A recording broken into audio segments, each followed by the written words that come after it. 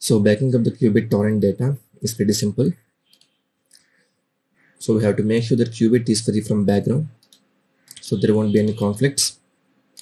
Then navigate your C users in your local account, then go to app data. So you have to back up the data from local and roaming. Now create a new folder.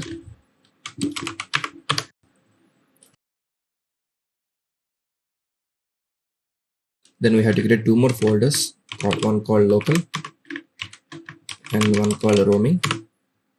Now, so this is your local account. Then go to local folder, then search for Qbittorrent, copy that and paste it in your newly created folder. Then go back, then go to roaming folder and search for Qbittorrent, then paste it in the roaming folder.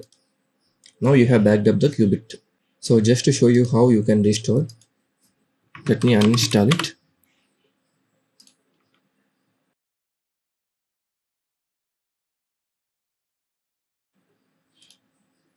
I have downloaded a fresh copy of Qbit. Let me install it.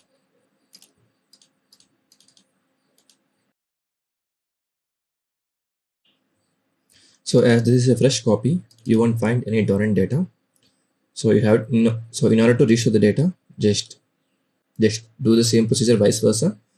Exit the torrent, navigate to C users and in your local account and app data. Then you have to restore your backed up data to your local account. Just copy those two folders and paste it. If it gives you a prompt to replace the files, replace it. And if you notice it, and all the data has been restored. This will be helpful in fresh installations or the Qbit client has been corrupted. It will help during those instances.